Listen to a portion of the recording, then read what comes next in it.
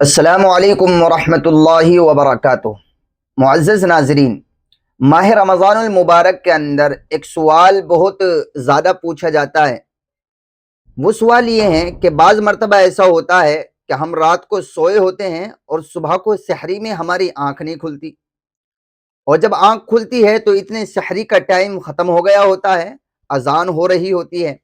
تو اب بہت سارے احباب یہ سوال پوچھتے ہیں کہ کیا سحری میں اگر آنکھ نہ کھلے اور ایسے ہی روزہ رکھ لیں تو کیا ہمارا روزہ درست ہو جائے گا؟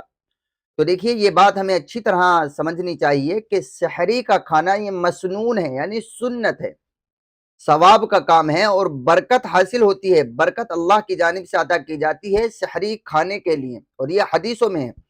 تو سحری ہمیں کھانی چاہیے، لیکن اگر کوئی عذر ہو جائے، یعنی آدمی سوتا رہ جائے، آنکھ نہ کھل سکے، تو بغیر سحری کھائے بھی روزے کی نیت کر لیں، تب بھی روزہ درست ہو جاتا ہے۔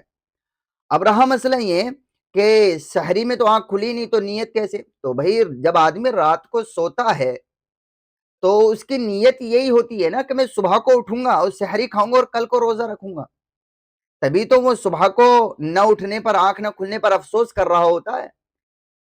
اگر اس کی رات کو نیت ہی نہ ہو تو صبح کو اگر اس کی آنکھ نہ کھلے تو اسے احساس ہی نہ ہوگا، اسے افسوس ہی نہیں ہوگا۔ تو رات کو سوتے وقت جو ہمارے دل کا ارادہ ہوتا ہے کہ میں صبح کو اٹھوں گا، سحری کھاؤں گا اور کل کا روزہ رکھوں گا، جو دل میں ارادہ، وہی نیت ہے، اور روزے کے لیے وہی کافی ہے۔ تو یہ بات ہمیں اچھی طرح سمجھ لینی چاہیے کہ اگر سحری میں آنکھ نہ کھل سکے اور وقت نکلنے کے بعد آنکھ کھلے تو ہم بغیر کچھ کھائے پیے روزے کی نیت جو ہم نے کی رہے ہیں، بس اسی سے ہمارا روزہ درست ہو جائے گا۔